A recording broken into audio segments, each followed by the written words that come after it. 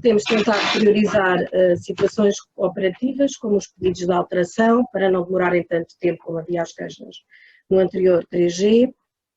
e também os pedidos de reembolso para que não haja questões tanto de ordem financeira. Portanto, eu diria que logo que possível, pensamos que até ao final, neste último trimestre ainda será, mas todos temos que saber que todos nós, também no Instituto de Segurança Social, tivemos aqui uma dificuldade diferente em período de pandemia, em que tivemos que implementar uma série de outros programas ao mesmo tempo, como o Adaptar Social Mais, etc., o que implica que a equipa da Unidade de Apoio a Programas também foi desviada, como certamente vocês, nas vossas atividades, e portanto aquilo que estava planeado por nós neste contexto de pandemia não se conseguiu muitas vezes concretizar. Estamos de facto a tentar, tal como aconteceu hoje também com a Sra. Secretária de Estado, que tinha previsto estar aqui hoje, temos questões como problemas graves de testes e de operacionalização desses programas para situações de imediato, de emergência, e portanto não nos tem sido possível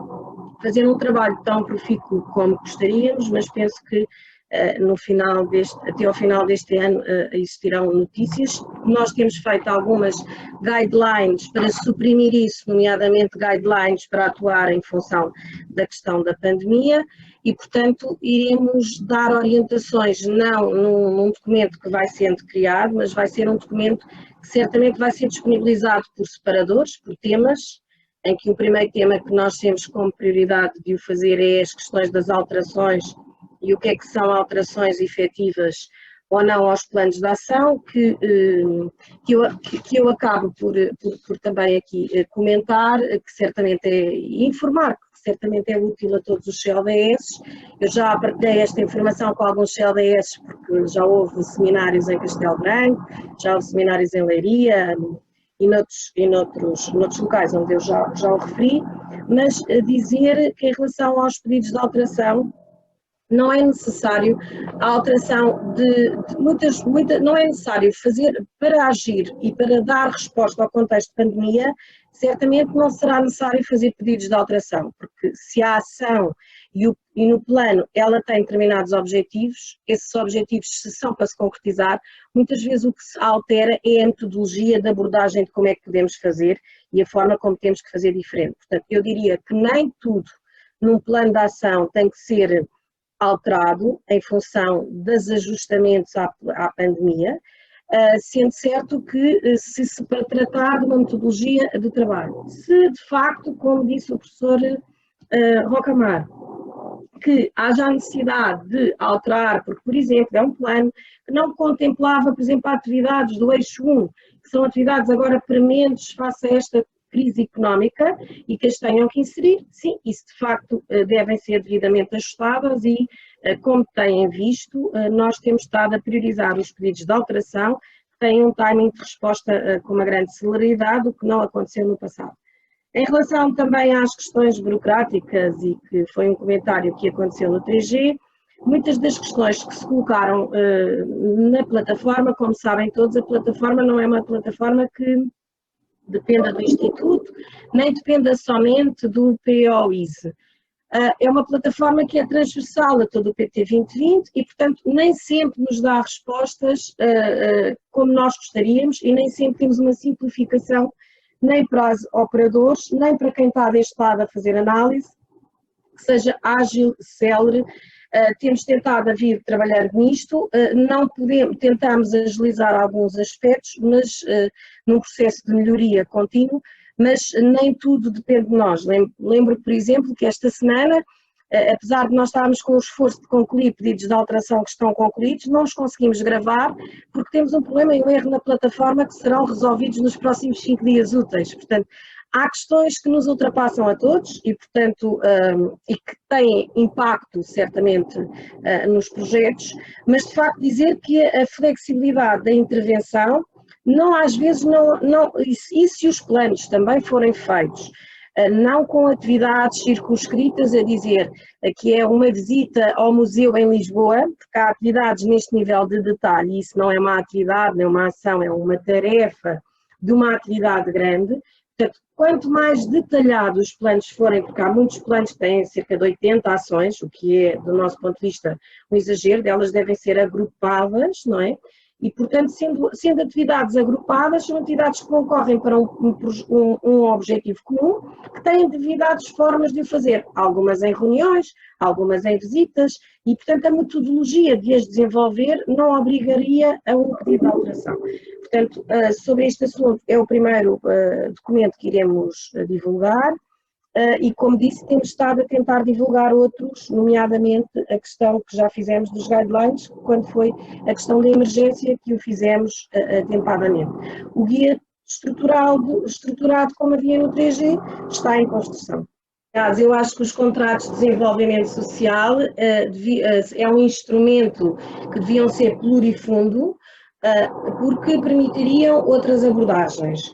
Aliás, eu acho que um contrato local de CLDS deveria potenciar outros investimentos e, portanto, eu penso, por exemplo, o instrumento DLBC, que é um investimento de desenvolvimento de base local, que algumas pessoas certamente conhecem, é um investimento que, do ponto de vista de uma política territorial, como ele aloca diversos fundos, como o FEDER, como as pescas, como o IFAP, portanto, obriga a investimento económico e social de outras vertentes. Não podemos de todo, o Fundo Social Europeu é um fundo que não se destina a esse tipo de investimentos, portanto, existem outros. Portanto, no meu ponto de vista, eu considerava que para haver desenvolvimento económico e social sustentável devia haver um plano territorial apoiado para a autarquia, que uma parte vinha na componente social e material, vinha aos CLDs e depois tem que ser associados com outros investimentos. E com outros investimentos que têm que ser apoiados por outros fundos e por outras medidas que existem disponíveis no PT 2020. Eu entendo, aquilo não é tão fácil de o fazer porque obriga a uma dispersão de financiamentos, não temos um instrumento, nem uma gestão de um programa integrado como temos, por exemplo, nos DLBCs, não é? Mas como sabem, os DLBCs são um projeto down-top, portanto, em que há uma necessidade de um desenvolvimento de base territorial que vai para cima, portanto, o CLDS é um investimento que, como disse a doutora Catarina, com base nos indicadores macro, são identificados os territórios, portanto, top-down, para intervir em áreas fundamentais como o emprego. Eu entendo que as questões das lavandarias e não sei o quê, temos que arranjar financiamentos alternativos. Não os podemos financiar por aqui. Existem muitas questões, nomeadamente, como fazerem também questões de investimentos que não foram apoiados na área dos CLDS, como investimentos na área da agricultura, sistemas de regras, etc., para fazer explorações também agrícolas. Isso terão que ir a fundos tipo o IFAP tem, do FEOGA, e, portanto, não poderão vir aqui. Portanto, é um problema que temos no programa, porque os contratos locais de desenvolvimento social, quando foram pensados na lógica que o professor Rocamar disse pelo Dr. Edmundo Martinho em 2007, era numa lógica de que houvesse um chapéu de intervenção muito constituída através do Plano de Desenvolvimento Social e em articulação com o Plano de Desenvolvimento Social. O que é certo é que se isto está na teoria, de facto, eu concordo que ele não se aplica na prática, porque o Plano de Desenvolvimento Social, que devia ser o chapéu, tem que integrar diversos domínios de financiamento, não é? Onde o Fundo Social Europeu e o programa CLDS, que neste momento só é financiado pelo Fundo Social Europeu, como sabem, não permite essa elegibilidade. E, portanto, temos aqui um problema de fundo no instrumento e nas fragilidades que o instrumento tem. Portanto, eu sugeria que a forma de o fazer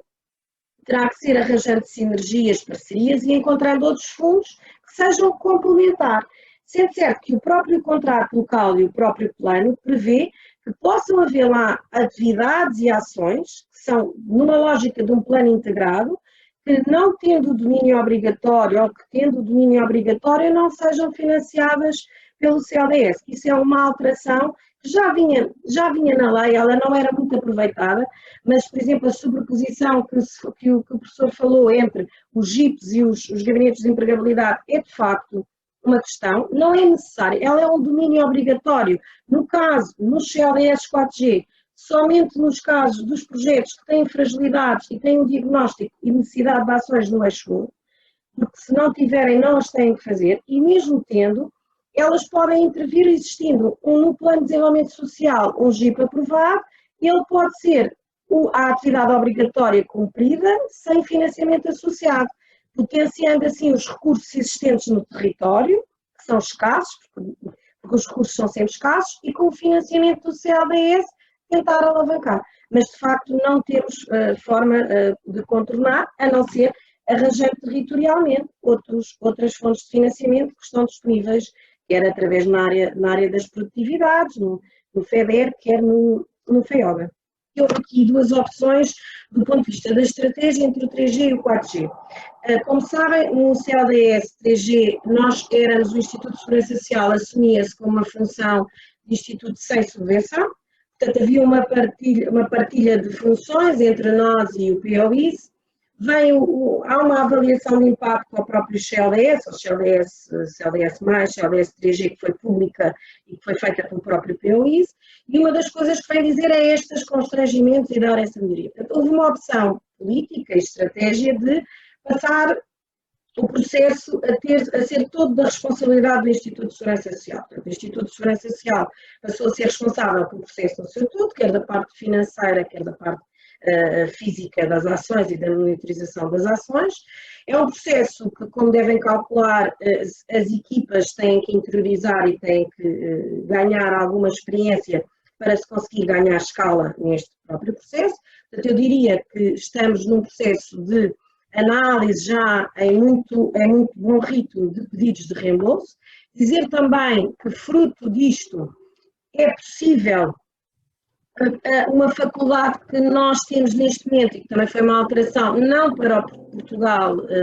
não para o CLDS, mas para o PT 2020 no seu todo, que é a possibilidade de,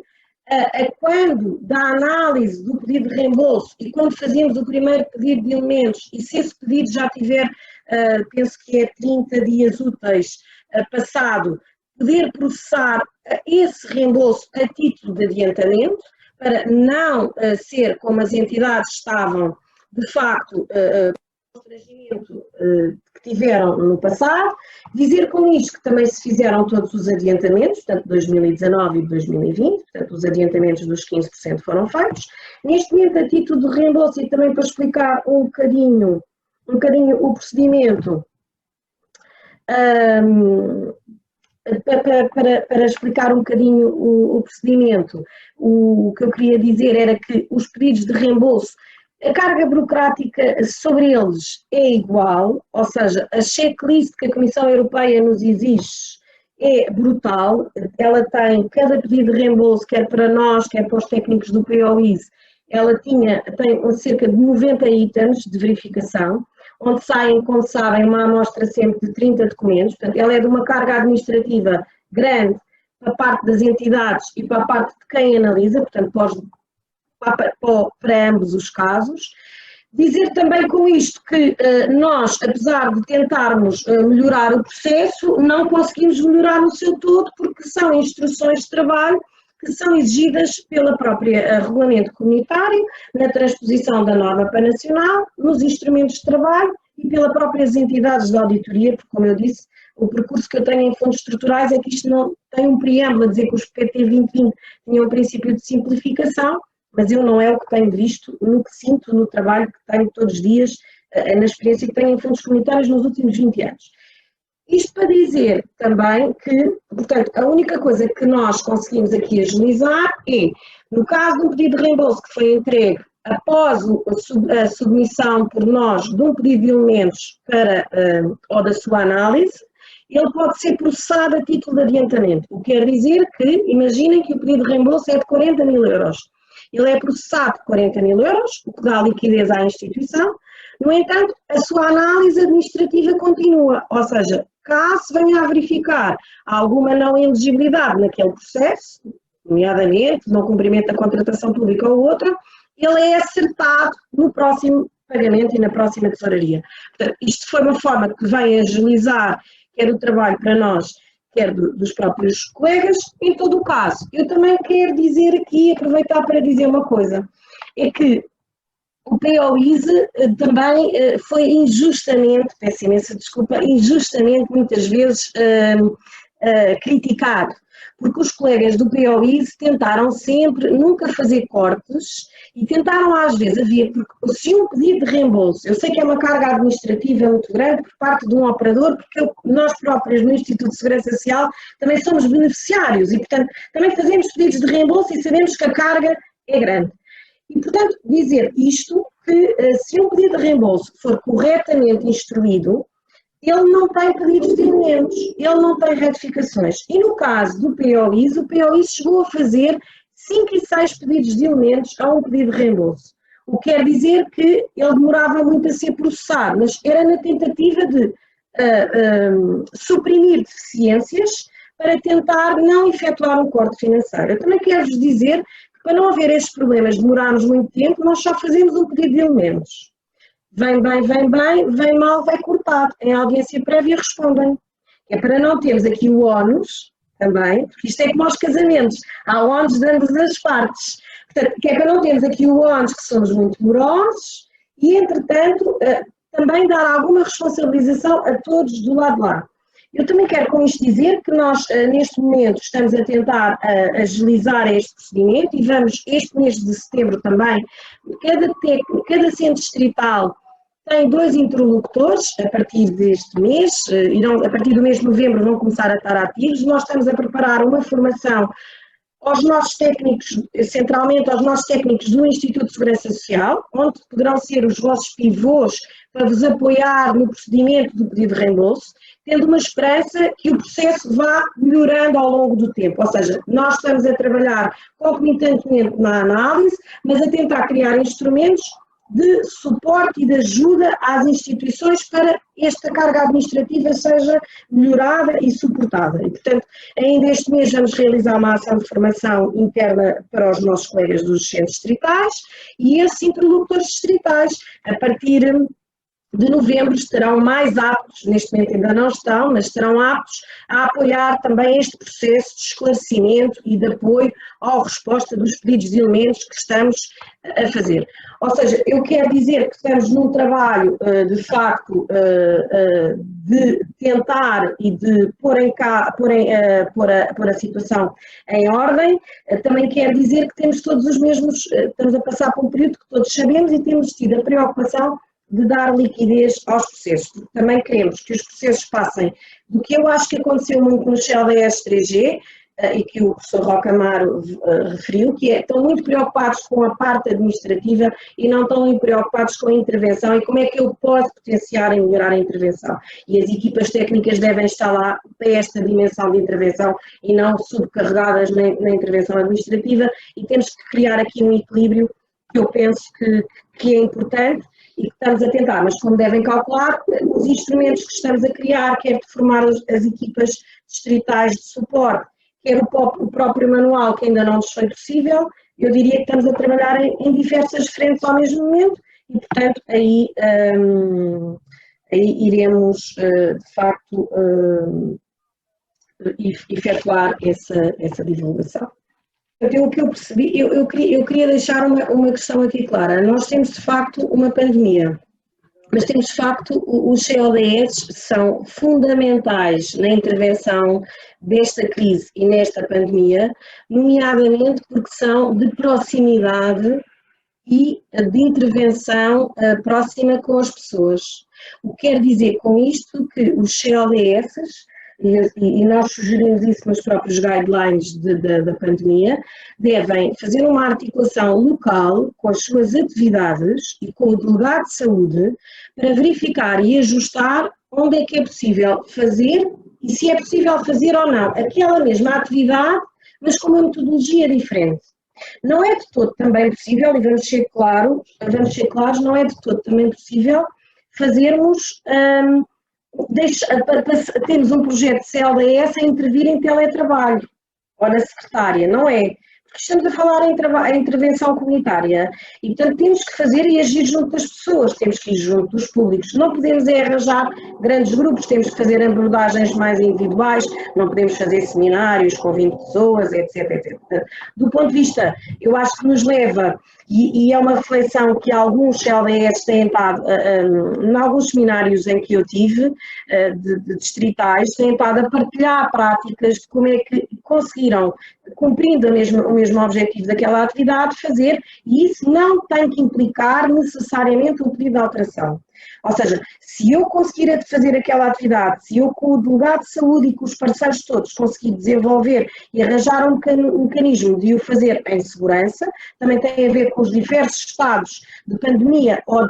naquele território, naquele momento, como sabem, não são todos iguais em todo o país e por isso nós não podemos dar uma orientação genérica e nacional, tem que ser feito um trabalho. Por exemplo, o Distrito de Faro fez um trabalho muito útil com todos os concelhos, reunindo a Proteção Civil de todos os concelhos com equipas de coordenadora do CLDS, olhando para o próprio processo e vendo que atividades é que eram possíveis de desenvolver naquele momento,